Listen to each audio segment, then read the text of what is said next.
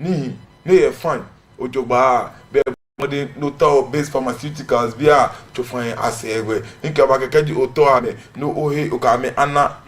jala aluka mana shinamo ni oile ona in bulk purchase e ba mo no chi oben ka me ye o kan shi digi dragle ni ame de meji eno ni ba shi ame no ye na ne me sun lo ime la ke shi jenna mi ke wa ke money ke ni fi money ni e ba ogbe no di body enche ona na enyo o sun lo o enye lo ni ko le no twinche o de bi ni ama wo one rasta to gbonyo ni she ka klagbe ime la ke jenna wa sima ke ma e jera wa ba shira ni ke jinya e jera ni ba wa ba chilele wo wonu ami mene nke eji omanye sane ye ga ni am nke atupa bi fe ni wocha amake etupa nke amaye kunim amaye amedenche ame paramount chief ame divisional chief nke wa ke me paramount ye ko bi ane ame divisional chief ni di gbese manche ni ayibonte amaye eno nkunim ye court no sande jinoni nke boba eba yu emene ka chi kra mi ye jara mabashira.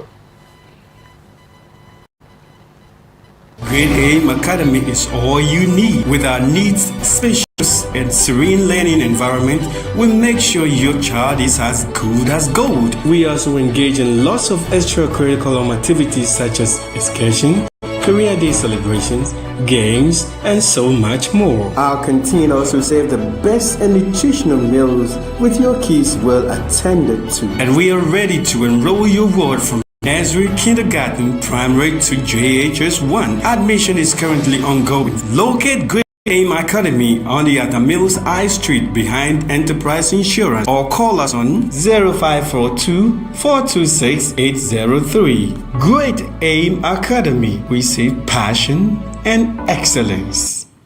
Gana bi gamanti asia mi bi fe ami penye kemba asaga ni fe hunu o ya hen structure ibona fe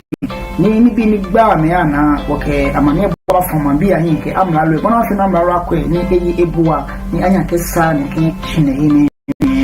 o ya e ko me woke akutu ko ma fi assembly members na san di gba te o fe lo han ke ko ke police fui alo o che me ni me aye abuwa ni onye no ke sana kan ni fe mo ya ora don nke police foi ke wo kwani na agbako e bi ene e ke wo sa wo e ke wo achu je ame pe to pa wo jin ke to pa bibi anokolo ifi akwa na kan le won wo kan ma janje bi le won na san gba na gba ru e titriji gogota ni he ni ke pole ni jo ami e chichiye alo ni jo beje me ni saga ko na chunwe ni he ni e ko la ma chunye ni isa alo ndi ko me ni afi egbe ko manu lehin ele me ne fe o ka pa ni gbe ni o asaga ni fi mu atu ni gbeja mi ko ba de nke e ba nya bona fi ni o fe be ke ha ne ke ni fi mu ni asaga ni fi mu ba no da gbe pa no ka se me ni hu le mi ye o ma shi tv no ngbe ni o da futi kofi meji mo ni yo asaga ni fi mu ni o chan.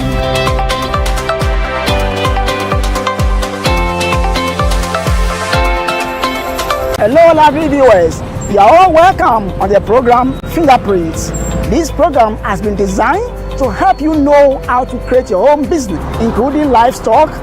farming, banking, selling, and what have you. I bring to you entrepreneurs who have made it, who have the skills and ability to help you know how to create your business. This is where you have the experience to create your own business. I'm your regular host, Neil. Catch me live on Mashi TV every Tuesday at 3 to 4 p.m. The program will be repeated to you on Saturdays 8 to 9 p.m.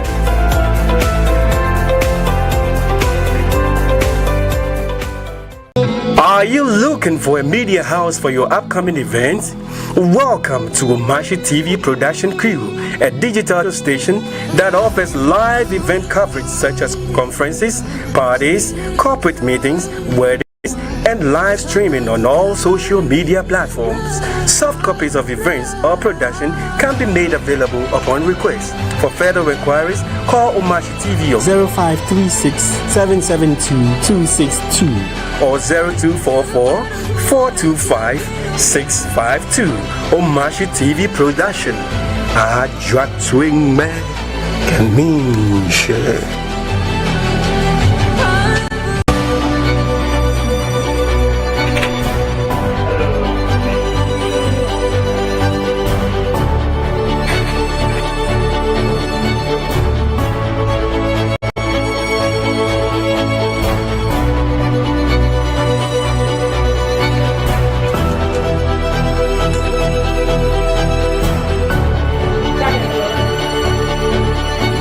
okole be oke shidali yen na kenyi na chicho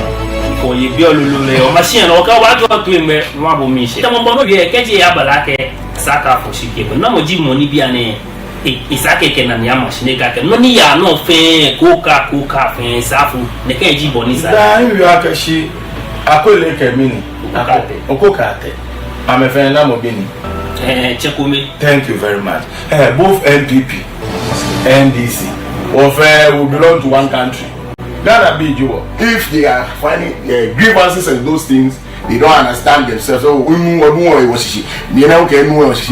not? They should send it to High Court. With Omashi Morning Star, Niji Omashi Lebi Nwamie, okay, stay informed, be entertained, and inspired with a dynamic team of hosts and experts.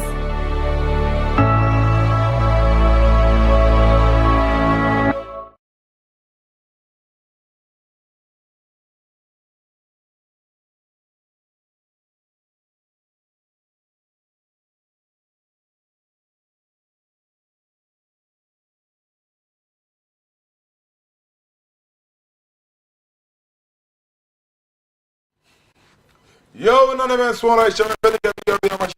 the shaggy and you watch you. There are in Basho. No attack Benny in Germany, in Kenya, where I can bear money. Sunday affair, be Gamachin, a 2 pie, Nidia 2 pie, cake busy. Lele, in Quelloy. Many can be your be a catch a amebana ake ejeko afe be kuku mami ne alobe fioni one ni bajani to ngba kan court issue ni yano between gbese atupai ni gbese manche eba servi atupai manche neji woche ni aibonte eba servi woche ni gonti ajo ake aye manche ye atupa ni anu ni wo be chon ake esani akwe boni ba fe ni be wo che ba yishin as a manche yeli ni ye kote mi wada ke kekle na te kote be sanji enyo jino ni pendo ye kote ni ji aye manche ya atupa ke wokunu pasandi akeshin be wo che ni ni gonti ajo bi CEO ke an Omashi TV yen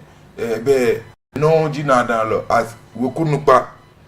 lele be sani afenyo ni court ya twa ekome ke hwe court ya twa ekome ke femini ke hwe no ni court te ya twa hwe be adie mi ake manche yeli sanie atwa no hahwi ejake aye na kan sanie court aye manche ma sanie ye court no iwo be atwa na kan sanie ehwi ni obe hwe wokunu pa no lele shina te dromo na aka agbe na Supreme Court ni bona agbe na ajiake be konimieli ya fe atupa ebia no ejake amiya moda se nibi ni chonke lele ayi manche ejen na ye ko da ni mo go ye ko nda ni o lele nye ko o ba she ganwa she mi ye o ba na ke be atupa ibi fe ni ji etu pa ibi efe eyen futa kenya kempa akuchi amri ni atupa ni US and ne keji ekole omo ole ma do to ngbe fi olo no le ake efita cortex abo ni ha ni gbesi e fi ogbesi ehi ochugwa ngo cha mi oto efan ni ake ni anu to fan ila che iwo wachi aden che ni di ni gonte ajo atupa e manche nye be mi na je court e ba e ke sanji fi o funshi ni mene nwe e fe press conference Maka nye sajine ke fon manjano wa abotwe koni wa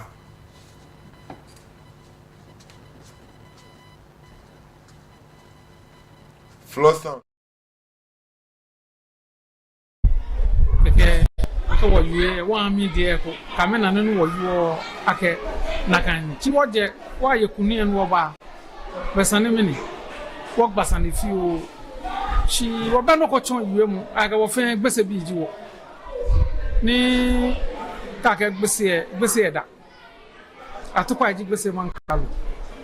shi no ni ya no atoko ni atupa awu atupa emuji alo atupa dynasty afitele ene wo manche ni ji gbese manche ka wo te court kaje high court wo kete supreme court mene wo te supreme court ni judgment na ha ji wo wina me judges 5 FN kan hawo she no on we judgment ojuba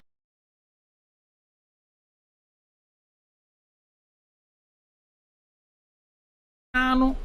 no ni ji shike in agbasande efeni ni ebe no wale shi agba no ni ekobemi nwo enwo shi gbese bi ji wo atupa ye dani afe gbese dani gbese manche ba shi wo gbese manche na ne ba ne ena amukumoko mobo shi inye ni mayu eyin echo shi be ko ne wo nke ake je hin ne ake chon manson shi chefe che ko bibula be sande no shishi nkela twa ni nye nkela twa shi no fon le ba yue ya wo shian ne lenka ekele no fon le ba yue wo shian ne mi ngo wo ka ekele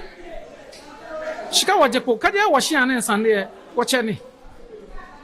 ngo na kambula nkwa shika wo che elake e mankalo di atupai ebu mankalo you are against all she fence gameke onyo ko che hin lo jele she kefi o che to say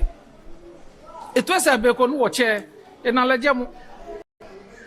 chin wo yue ni e na mi e wa na bi anton ne shian fen ni fi ogbese fen te se wole shobile obine bu mo kefi o bu na to e sande ni gbe na ka sande ne nu ka bo che bo yin ka bo yu ka wo ye na tupa bi ji wo ni wo fen wo manche egbo na afunle bo wo ni gbese o ka atupa ye manche eje atupa ye manche eje ene wo ka wate court ni kumo beni efeni enwe de ka wo ga ye manche court de mami asa wokunu pa atupa fen wokunu pa wo ka wate court ne aye be ba tupa manche ko ba he wale ko don ko je bi e do to kanshi o kanshi manche be wale adbaka manche be wale ko be wale nana men swole ni kami yo be o machi TV no nga o chia mi bodenche o tu infan nga chia me bodenche o tu infan mini no game mini no ko TV mo pe abake mini wo wadala ko ni wa yin fa ko shi wa lo mo akada ni wa yin ba fa wala ka yi manche ya tupa e mo wani ko nya da na na eche me ni yo mo ale ni akase ni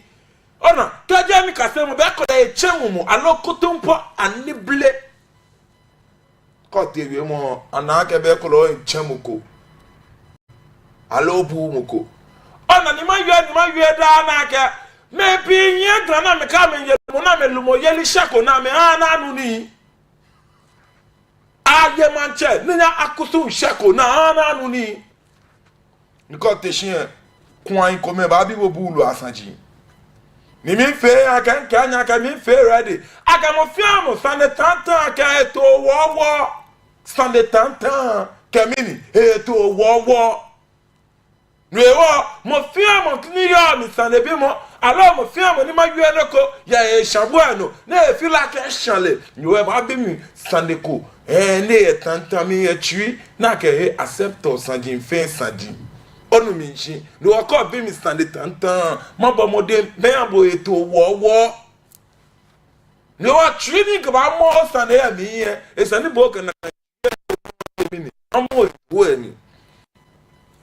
wolomo akakanya ti aye manche atupai no wo ngene mi ni ba na ya court aka ye manche atupai ni mekume ba ye na gazette ami ke fata ele Kaji atupa manchen claim akashi leji manchen le no jimman kralo ke han gbese divisional chief allo traditional area inje one ne bele na pe ja ke wo fe wonye ke wona aka gbese un claim mo fiam ni yo gbese manchen claim akashi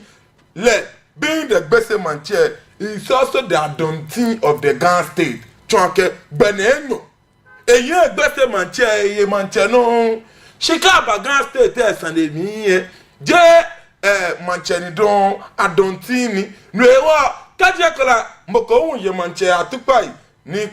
Clement aji akeshi ya atupai mo manche ni shimo kaje ape ye gbese blo un alo ape ni gbese manche je manche ni shimo efi o man kralo in a simple board mass konu show wa nu akwa board mass ya back to school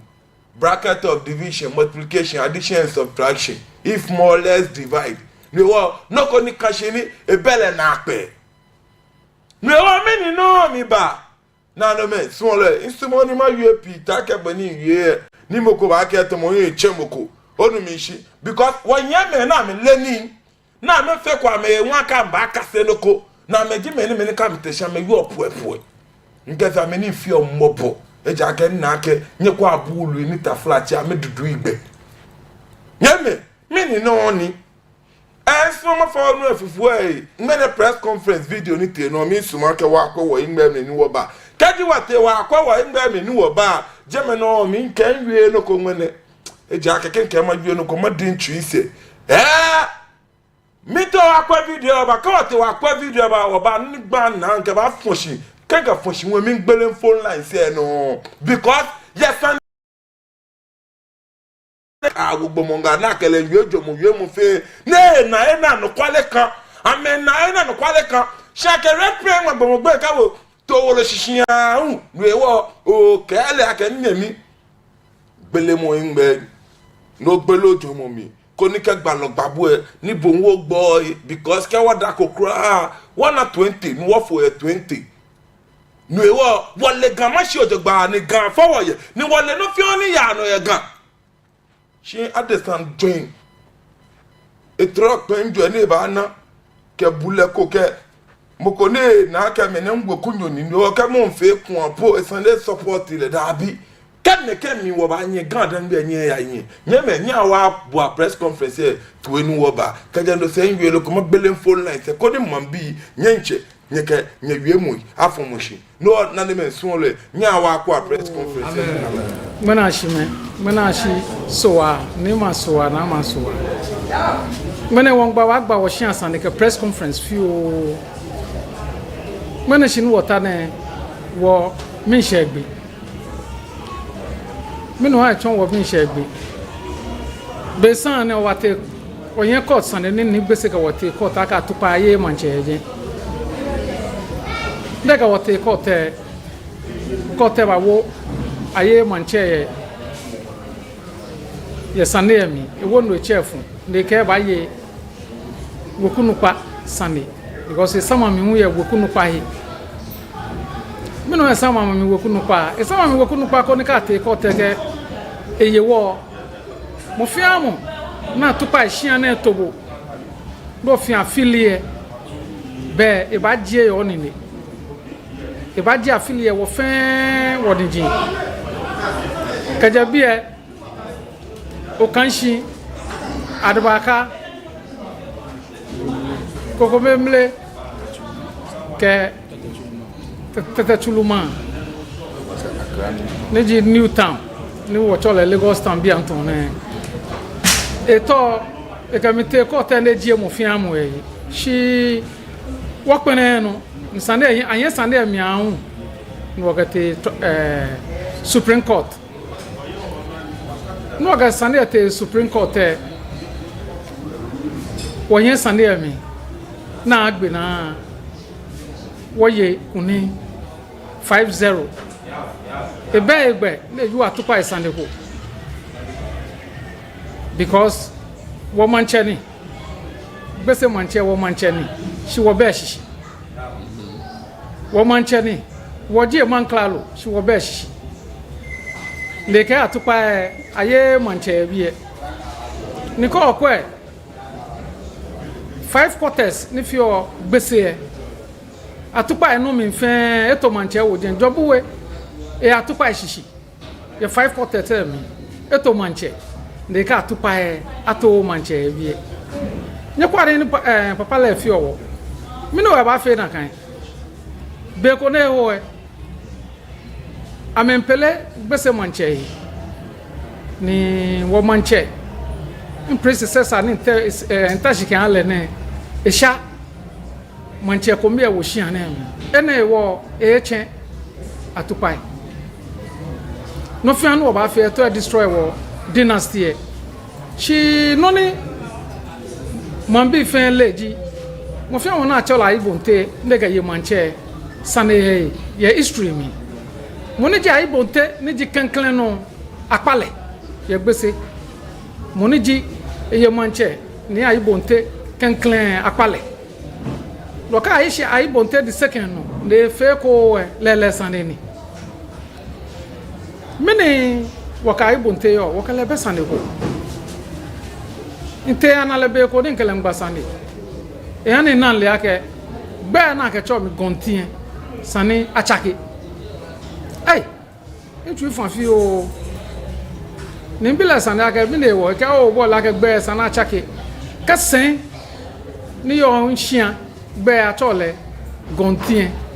na ke wo mi te fe ta achake yo watching wo ga ni o gontini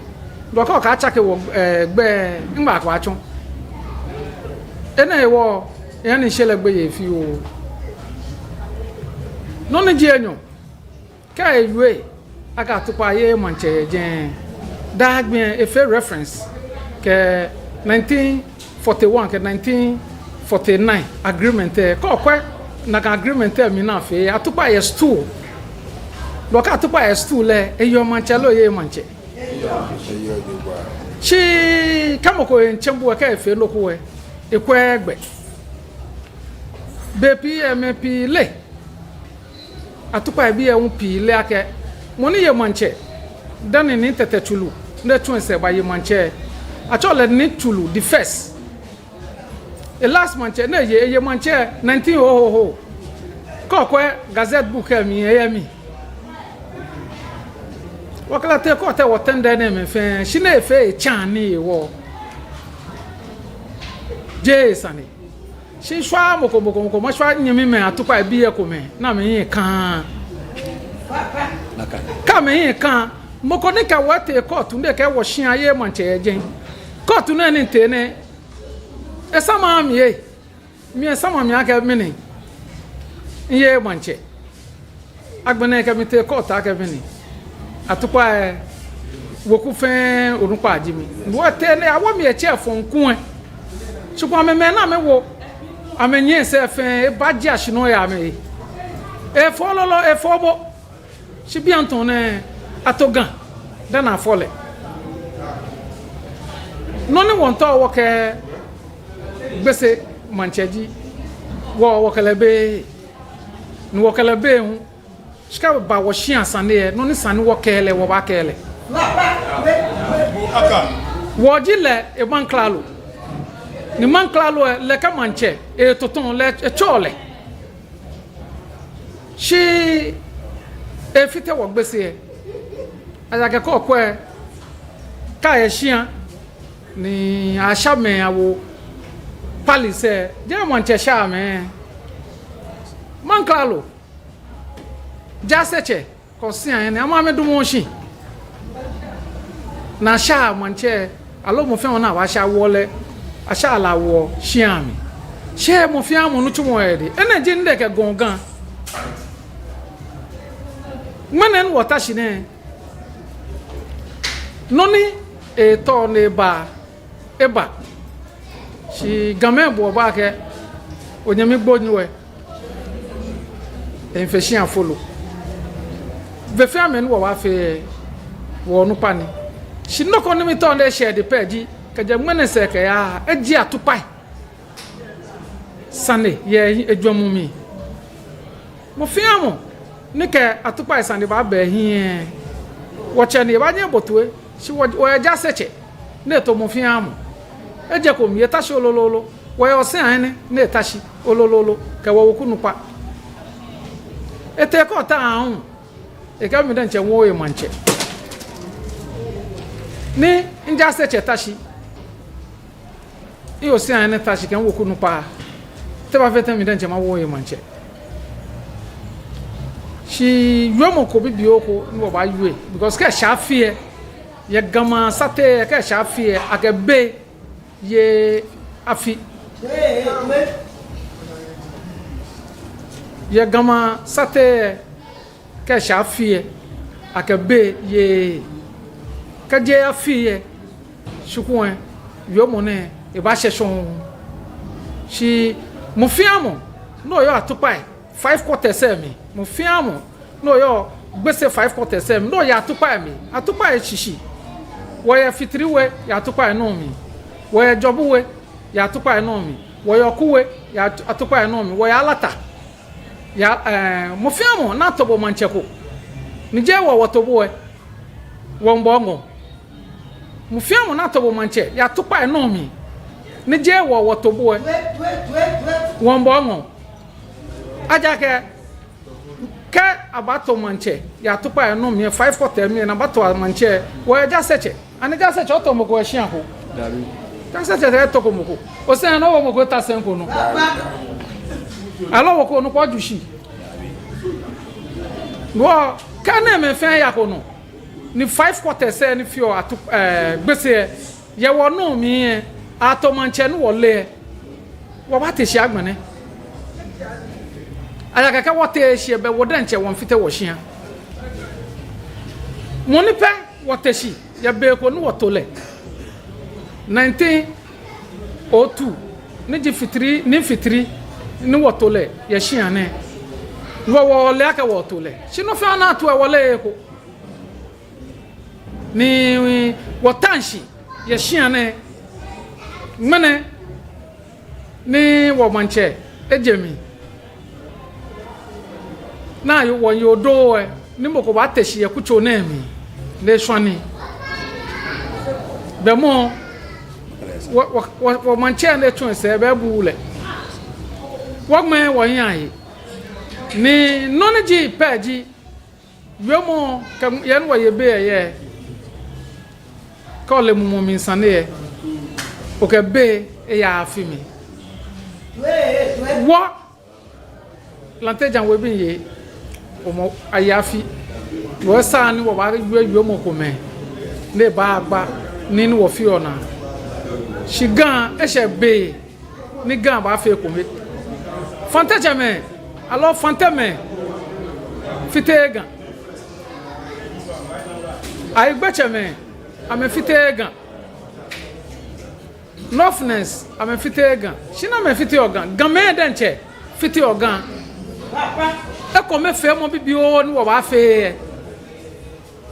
wonye wo fe mene ka elejile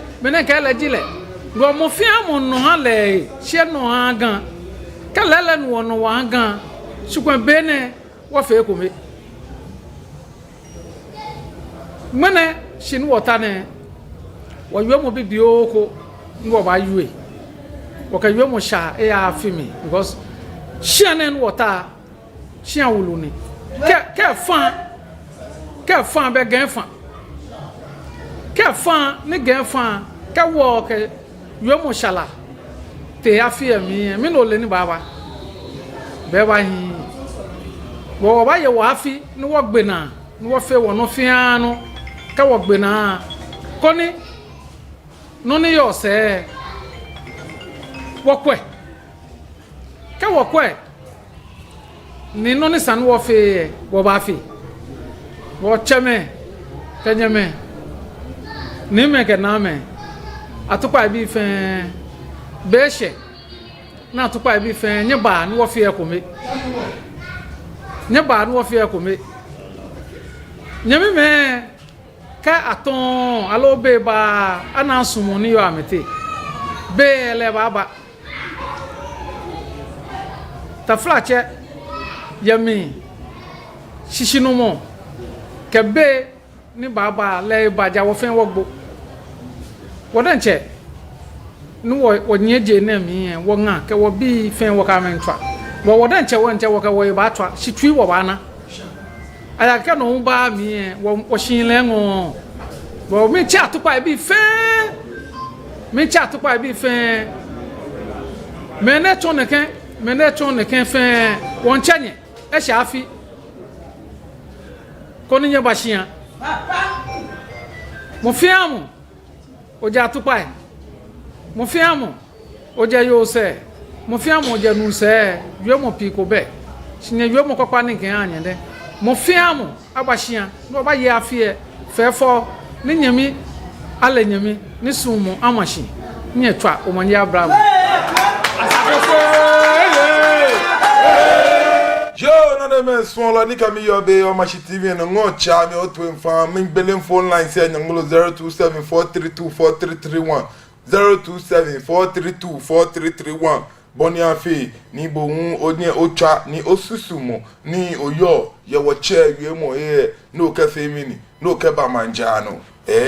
ma bo igbe ni bo hun oni ochon ojo mo no no osusuo ye wo che wie mo mli ni bo hun o ka femini ofo ofa ogbe amle nyeme gan dan gbe ni wo yo ona ka ni wo che ba mu na wie mo ko ni wie mo jemeji ni ngon na wa jemeji ni ngon na ake na ne yo ni wo yo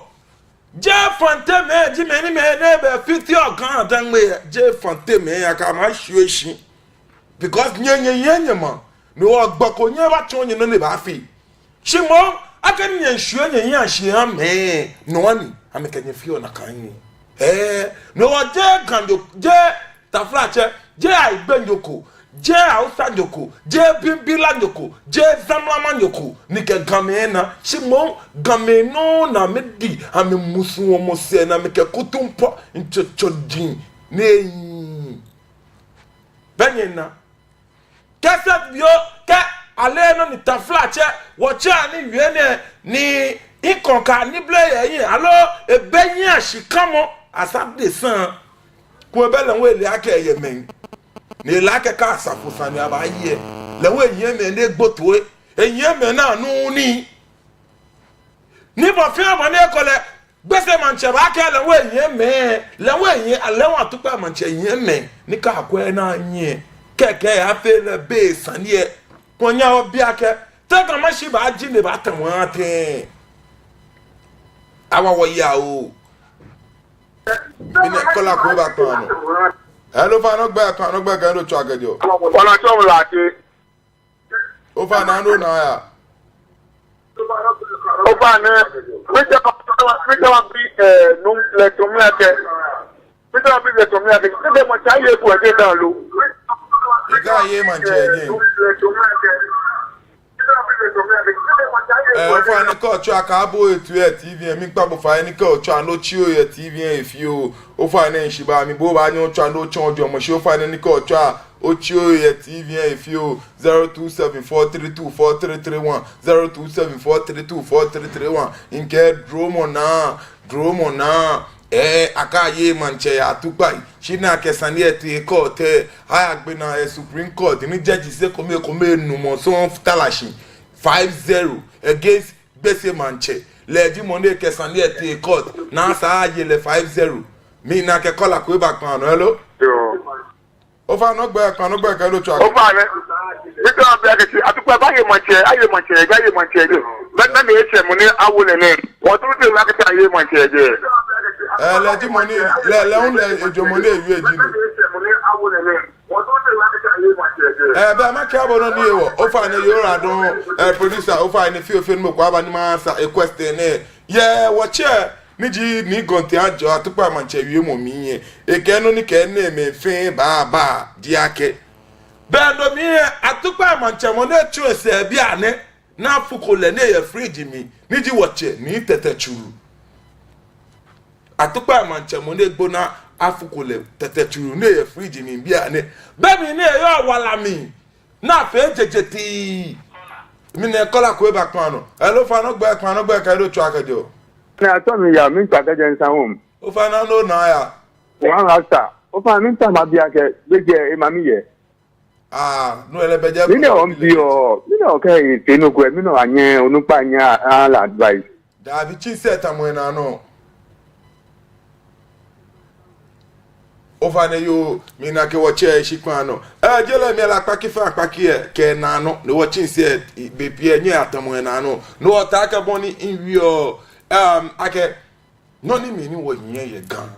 keji akwe na yin ona to wo che le nwe ye mi wo keke e lo emi to mo bon e yo ke pese manche shoni ye gan ne shoke kogon ne ba shafo te e sa edo ni ji kole we atupa e alatagbe no ne sho akejo fiti wi yin fe ke ba wo salama ke te je egbe keji atupa bi un ka me pene momo sa e ke kole we asando mo ne wa ke kole we bi ka me pene atupa bi ka pene out to the extent na ke doku we bi eni elede nche e shia na to asafo ache ye han lege je me fe we kunu pa ni di doku we bi e ka me hu ya sandi ne wa ke ji wa che ni oda wulu le un ke pene na shitenti ye je egbe na eyi bo ni shomo ke je me ba me ni jinu na afi ogan keke bi ko men nyeme ko men we kuma bi ko men innocent people na amele no ni agble ni eme ke ba keke e ba fe basa chaka manya lanya hwemu ma ba keke ka nye tra panjwe ne sana ka fe no kwa pa be akaba nye court eko lu akaba hospital na ka kwa me ne pla ye jeme minishin le mi kwa no wo yo ye kamashin minishin le mi kwa wo yo ana gane kestre ba toton e keji wo ba na onupai keji wo nye wo na onupai ni ye yan shikamo na me ba na me yue na me wo mambi anga na me ke wa yue dwomo yue moi ke wo nye wo na kan gbe me ba to wo ne keda e ja ke gana yo nya maka anya nuko o blanya bi ko blanya bi ni na chi mo fe amede ncha me halashi na me jio ile manchama abo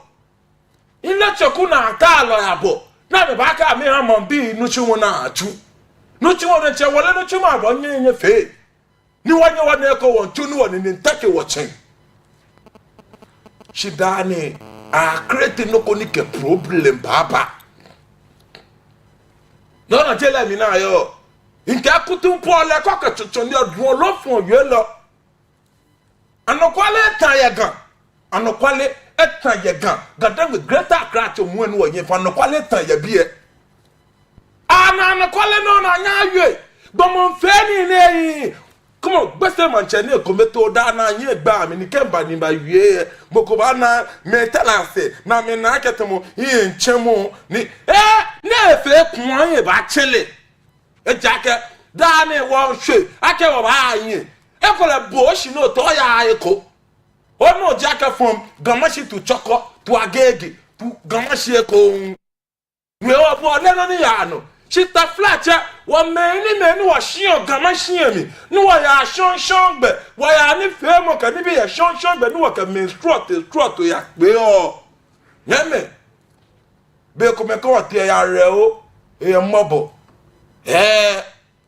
ka fe ne bia wa nyeme ninya na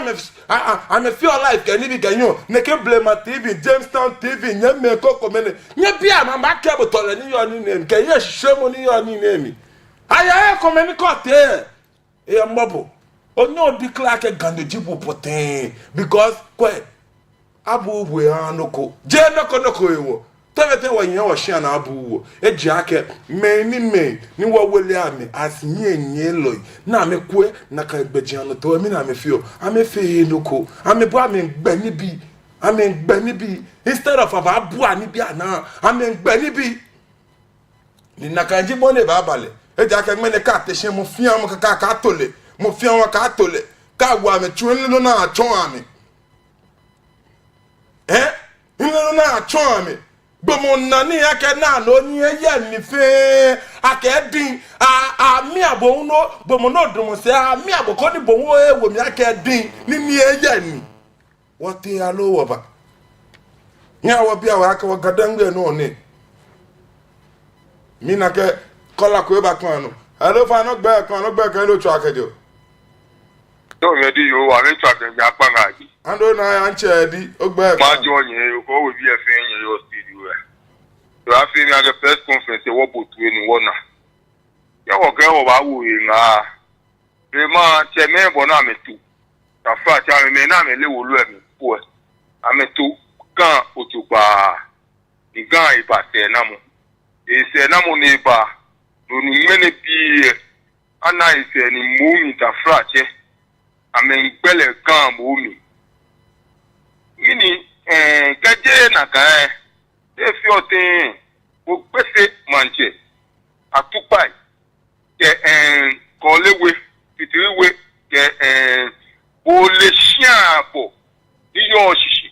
ni boji mo ni poku amen chika me ya na enumo ame yiwo na me keba do yo dasi efi otin agbene bo mo te se wu ame ni o hani gantone na gbamba je po ka mete tani etashi na susu we eja ke ni enfetu ame famo ame emi ni ke kwe na ye ke na bamba gan na kanu ke ma yuwe pete gan kamanje yeli ele una kamanje yeli boji kamanje bo tele manje me fe wala chenyi ko anu ni ya ni be fe be awo hinga ti ametashi na mba na isusu ni a isusu mo won pa fai ame to ga baba yafi ame na tu wo yi wa fi na ke fuku ahaga ina wo fi oni yin ni kian ni o fa ne yo o ra don inche edi ni wa jobo ni efata e yabo inche edi bo ba ni o twa 0274324331 0274324331 nke na anye mi awon egbe plug e ko awi ni le court 50 ko awi ni plug e 50 ko ni mi bia ke ekometo awe ya o ona enye me ni me na wo le nga me ko me ke chon lo eji ame ke spokesperson ji ame ke gan teachers ji ame na me ke le yin na me na ke shi mo jajo ni bi ko me ni je na kan se na kele mi ne kola ko ba pan no hello fa no gbe ke lo tu akejo hello mi na ke nyemi pa eche o ba anyo 0274324331 0274324331 onu ni shi no ni mi na nyeme kewo kwe na hie mi ne kola ko ba kan no hello fa no o gbe ke ndo cho akejo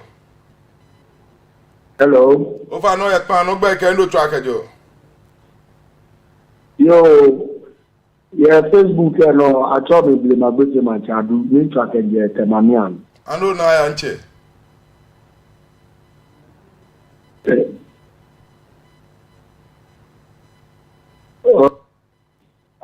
none your mingi te egba piye apele pi gamejiwo ta flache nile ikenyanyo yo da si amepo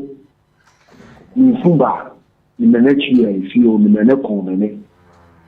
ti akese amefe da mi ame yo wo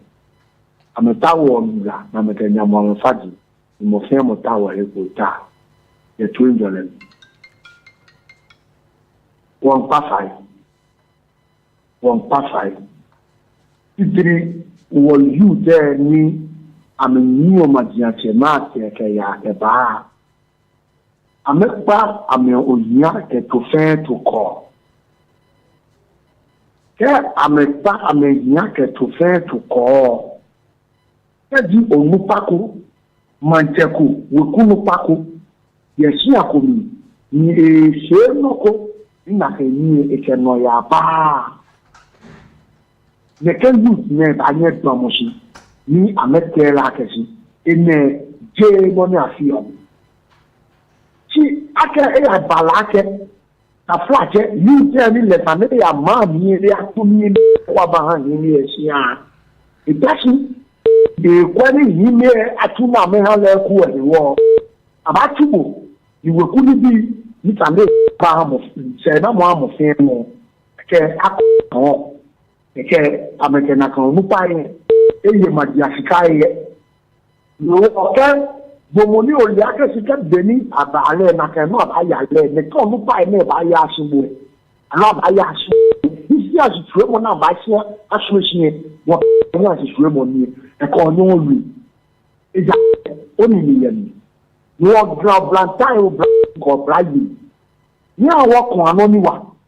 ni won na wo de je won no wọ́n á fẹ́ ìwé ká àjẹmọ̀kòdà kó ní kẹ́mọ̀kò ń bá súpọ̀ àlọ́ èsè lọ́kọ́ nínú wá ó ló ní ọkẹ́ akẹ́ ẹ̀nẹ́ ẹ̀wá àgà tàbí ọmọ ní abúlé wọn. ìyá ò ń ṣe nígbà àjọ ọbọ ní efata ehabo nyẹmẹ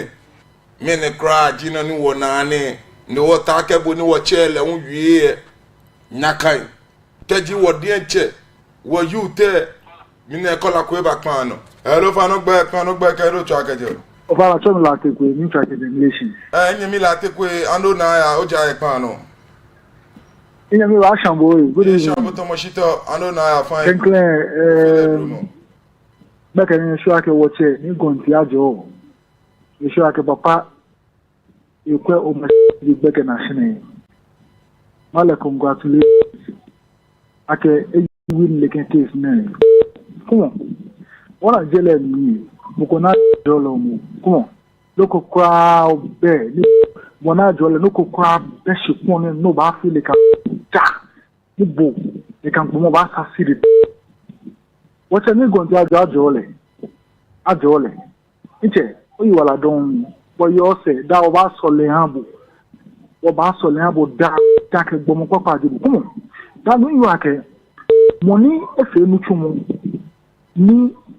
me game ene ko na mi tun le ka gbemo ko to na ku ya so no so le kan hale se mo ni tete shin yo mo ko me ni division ke libi ko me ni ke no ya ba mo ma de san wala sele ni chale le ka gbemo ka so le ka waste your time ko so le ka gbemo you are wasting your time o se ni go ti ajo nje ni bo ma ni ngba job ngba wa bi o fa le yo nyemi nila de nwa ajobo ni ifata ehabo mi men last two college nke ni fe mo abana gbe ni wo na ne me son lo nke keji wo ye man ni wo be ma dia cheme komo ona jele mi na yo lumo yele yen na yen le ake komo onupa fun onupa obe me yo ye otomotuni tun tebe mi ona onupa ko be me yo tomoto ni tun tebe mi chiko na gbe me apa ni ye dwomo na mba wo bo nga yo jeme no na kechi komo ona ekanku okwane mine kola ko ba pano acho mi azi ando na ya nche ogbe pano so me wie kenje atupai ando na ya nche kenklen wa bi chopele jomo ni gonti ajo ake nungo denche abuyi ni nungo hani tani etrapen na kan trapen afriku ni eli no wota woke tomi peji tomi on pabo fai ake adisan ke ole nungo ni bi ko meye ni ke o pe tanu dwen epi wache aniga ajo jake okometo dane mo fiamo yin ogba okometo dane mo fiamo yin ogba okeshia ne ntra okeshia ne mbe okeshia ne problem ani mini atawo ejele ni mini tomi ni ba tene no enako ni no lolo itawo chibi komi pe adisan yen fi mini ipata wono fi ano ni na esen emumi nakai ni meni nya meni wu amenwa me fi mini amebu ameni bi aye won qualify ha ga ajo bona cho egbe komi to da na egbe yen tagia no won qualify won qualify no ko apile won qualify ani ga ajo inganyeshi o fane yo oyi wala don inkele ma fi inland scholar lele won qualify woche ni ayibonte doctor ni ayibonte won pabo fai bonde ohani gen fe basa achaka amanya won pabo fai dagbo kegbe ona boni ayan gba mi yen won pabo fai onu mi se makola scholar ni keni fe mo abanagbe o fa no gbe lo cho akeje o hello o fa no gbe ke lo cho akeje o hello ablado e pan no fa no gbe ke lo cho akeje o ni labo ye yen no papa ro o fa ni owo ogbeno fi akini e shiba mi mi e so ma UAP wọ́n mi nù ní ba UA ní jí papa ro fa ni owo ogbeno fi akini wọ́n te ba ni icho ye wọ́n na wa ga shi mene e ba le mo ko ni le bi kuma ball wo ni bi ko fi o social media me ko ba no ke ni bi chi mene e ba UA ye mo ko ni ye mo e tan twiye this is what eneme watawo ni bo you tell what did she ye na ni bi it doesn't matter kashi o support of mancheko a field obo what she gbemo keno ni eto wo ye gan feji no mo oblayin ye ni wo no wo ha me you tell wo no wo ha me most I mean support to mancheko ni feel wo isha mine be ma gbese e ba yure no ko eta ntue wa because le bo e ba ke ba ka ni da ni no social media onu shi no wo fi o ke ni wo ya ke ba fe no mo won to wa he ma ye ne ke himbe ifo himbe na de because ameka mo no ko amedwe mai amedwe gabanya amedwe ga you te he ama me no pe na me he pe ji abu mama na ba aya up and down ni after aya invent na aname ne ka ameba ka me baba ke abana me aja go chaba afi ne no mo one pa five no mo ko be ni wo no fe wo le strategy wo ka no more we want to take na mani yo ni ma e aje abonse ko ma de na ka ni ka wo e ya me bi e ba to ne ka so Obranya biye de ehye ko ni sani wo he ma je chemena de ame selfishness ni gba mi na won ke ame mbon ke mba won ni amba me ni e ke obranya bi awo sini wota ne sani badista pe ga obranu fe ni oye hye wo fe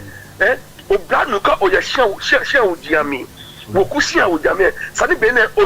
oye document about support yin oyo o family mi